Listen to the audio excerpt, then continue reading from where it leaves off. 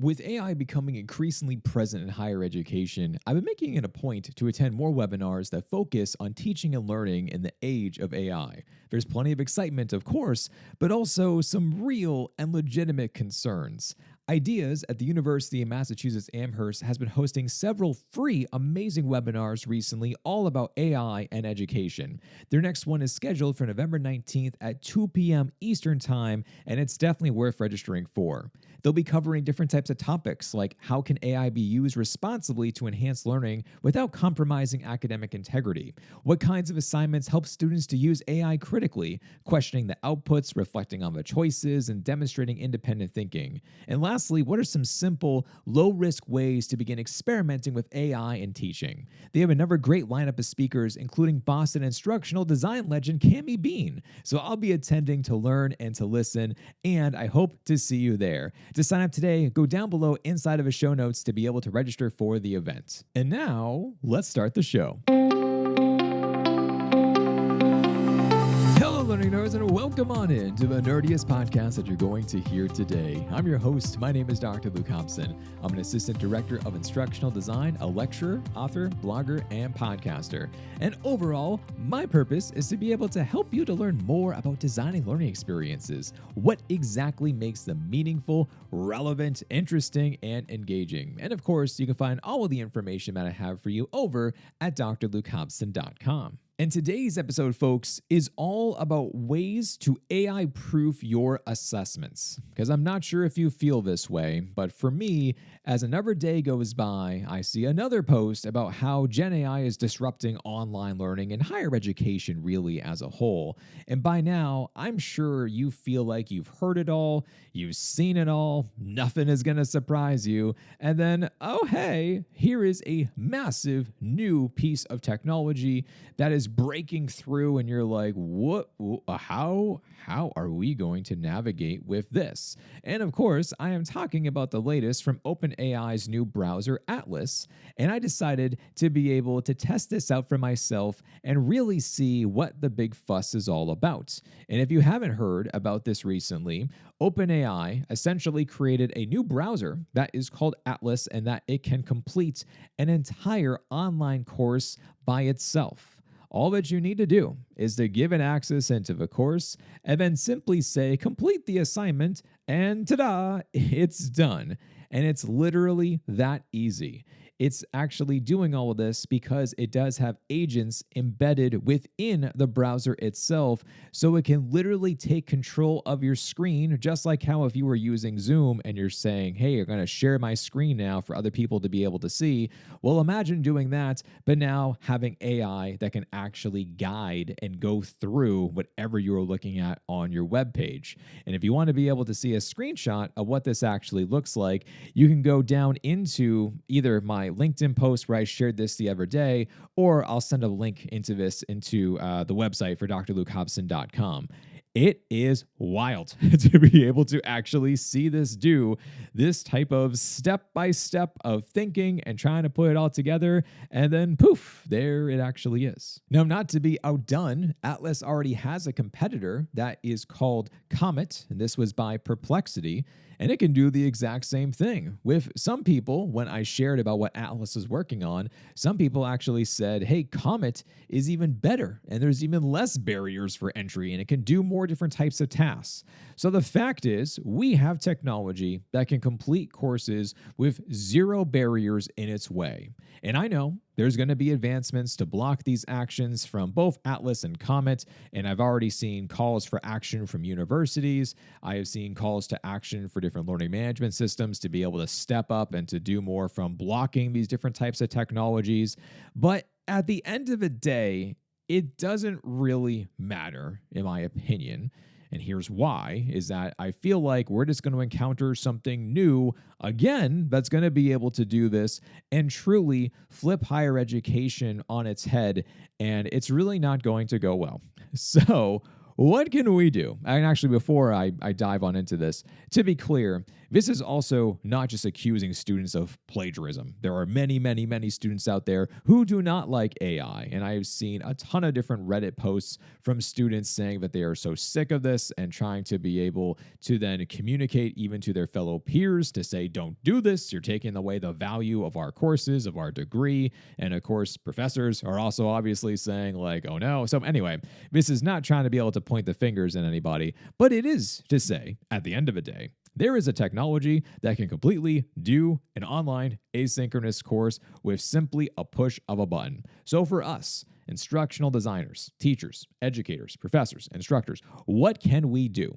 Well, what we need to be able to do is that we need to be able to take back our learning experiences and use this moment as an opportunity to elevate our assessments and make them AI-proof. Create a kind of assessment that AI cannot replicate.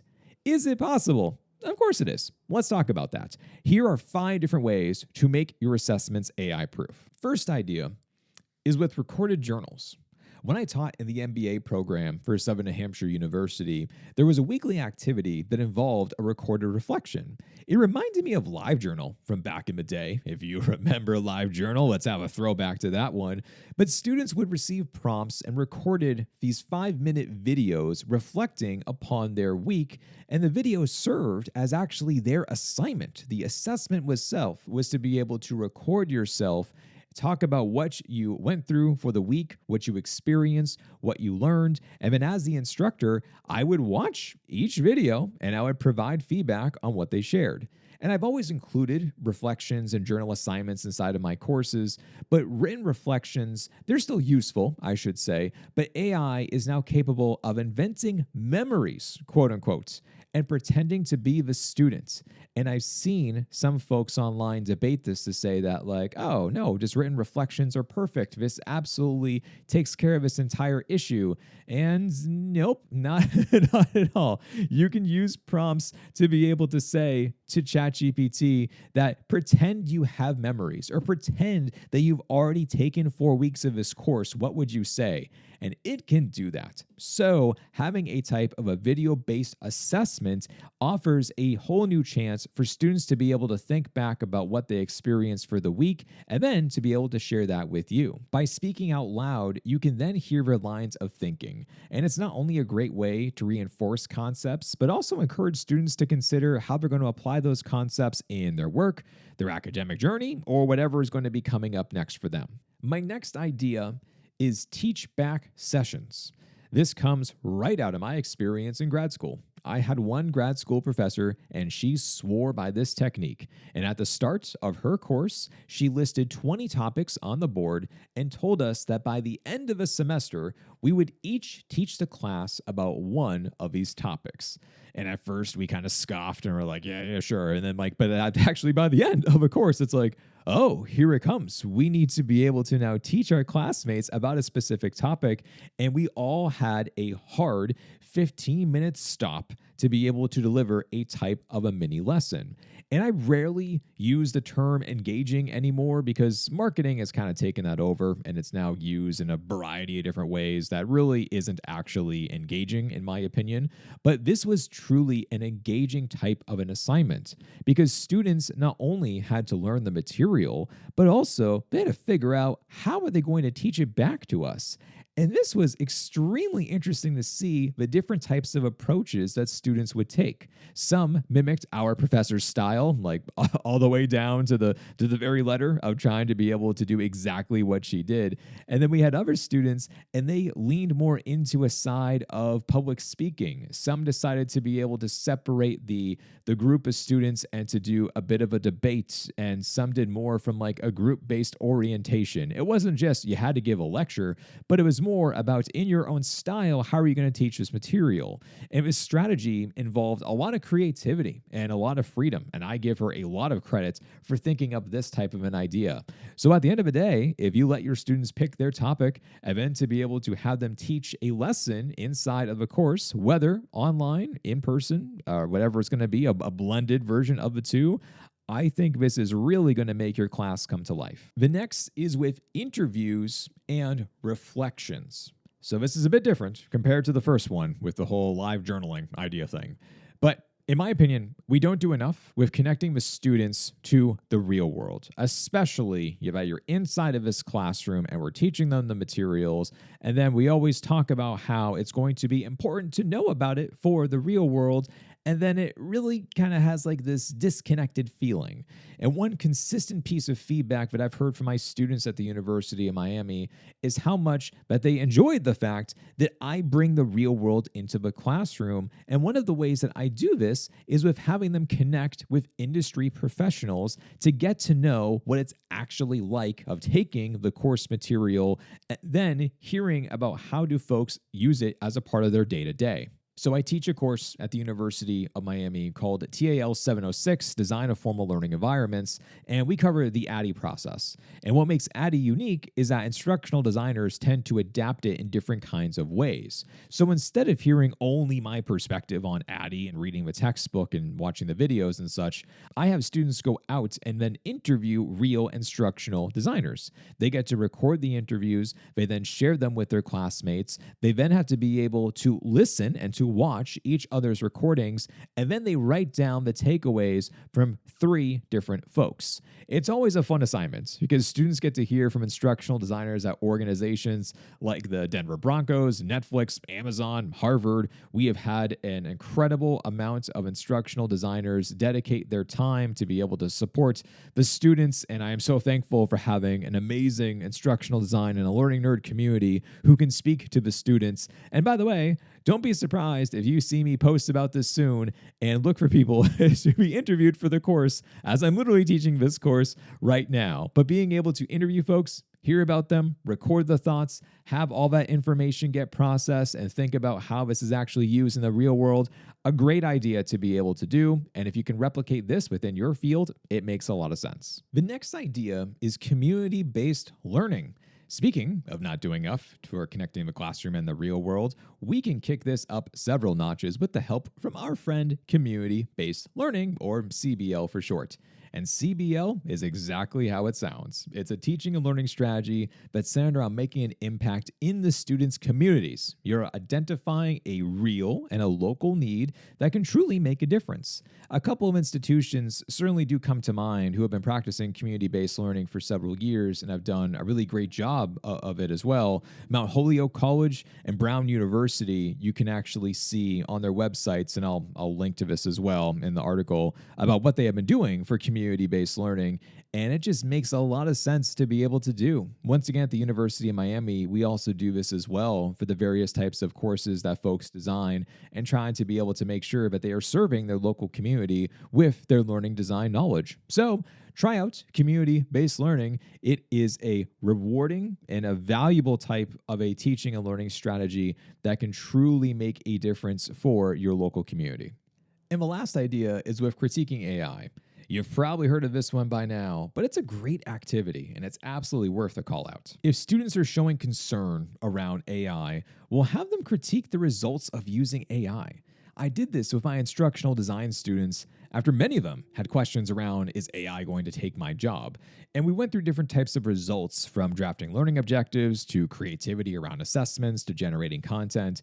And you could tell that once they went through the results, their stress levels went significantly down because there's so much hype around the fact that everything that AI creates seems so magical and it's so fast. But at the same time, does that mean that it's perfect? No, not anywhere close.